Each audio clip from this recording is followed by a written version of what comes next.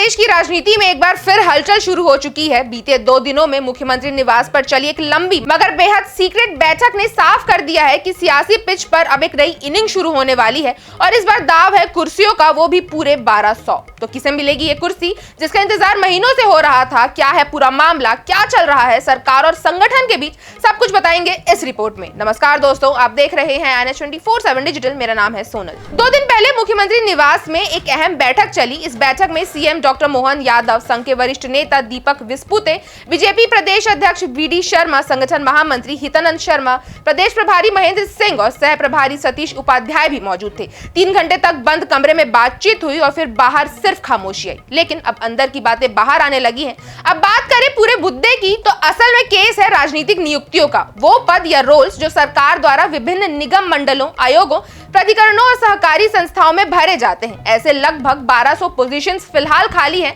और ये कोई छोटे मोटे रोल नहीं है। इनमें अध्यक्ष, उपाध्यक्ष, डायरेक्टर, बोर्ड मेंबर जैसे तमाम पद शामिल हैं, जहां पर सीधे सरकार के करीबी नेताओं, पुराने कार्यकर्ताओं या रणनीतिक तौर पर जरूरी लोगों को जगह दी जाती है। अब जब मोहन सरकार ने सत्ता संभाली तो सबसे पहले पुराने पॉलिटिकल पोजीशंस को रद्द कर दिया। सितंबर 2024 में प्रशासक और अधिकृत अधिकारी भी हटाए गए और प्रभार विभागीय मंत्रियों को सौंप दिया गया। तब से ही ये कुर्सियां खाली हैं। लेकिन अब संघ और बीजेपी के अंदर ये मांग जोर पकड़ने लगी है कि इन पदों को भरने में और देर नहीं होनी चाहिए और इस बार पहल कुछ संघ की तरफ से हुई है। यानी अब अपॉइंटमेंट्स में केवल राजनीतिक बैलेंस ही नहीं देखा जाएगा, बल्कि विचारधारा, जमीनी मेहनत और फ्यूचर के रोल्स को भी तवज्जो दी जाएगी। और यहीं से शुरू होती है इस पूरे घटना की असली कहानी। बैठक में तय हुआ कि चाहे प्रदेश अध्यक्ष की नियुक्ति में थोड़ा समय लगे, लेकिन इन पदों को भरने का काम अब और नहीं टाला जाएगा। और यही वजह है कि अब संगठन के अंदर हलचल बढ़ गई है। नेताओं से, सांसदों से, विधायकों से उनके क्षेत्र के सक्रिय और वफादार कार्यकर्ताओं के नाम मांगे जा रहे हैं। पार्टी चाहती है कि मई के आखिरी तक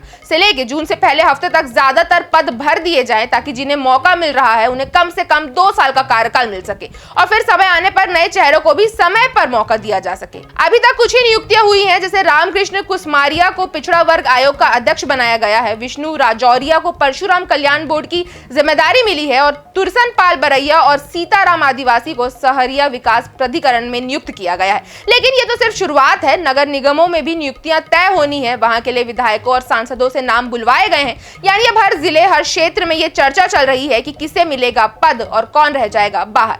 और इस बार सिर्फ पद का सवाल नहीं है, ये नियुक्तियां 2028 की रणनीति से भी जुड़ी मानी जा रही हैं। जो आज संगठन और सरकार के बीच इस शक्ति संतुलन में जगह बना लेगा, वो आने वाले चुनाव में जरूरी भूमिका निभाएगा। तो अब मध्य प्रदेश में नियुक्तियों की राजनीति एक निर्णायक मोड़ पर है। 1200 से ज्यादा कुर्सियां खाली हैं, नाम तय हो रहे हैं और संगठन के भीतर लॉबिंग शुरू हो चुकी है। अब यहाँ देखना यह है कि बीजेपी का नेतृत्व किन नामों पर मुहर लगाता है और क्या ये फैसले संगठन की जमीनी ताकत को मजबूत करेंगे या सिर्फ एक और राजनीतिक संतुलन बनकर रह जाएंगे। आपकी इस खबर पर क्या राय है, हमें कमेंट करके जरूर बताएं। अगर आपको वीडियो अच्छी लगी हो तो इसे लाइक करें और चैनल को सब्सक्राइब करना ना भूलें।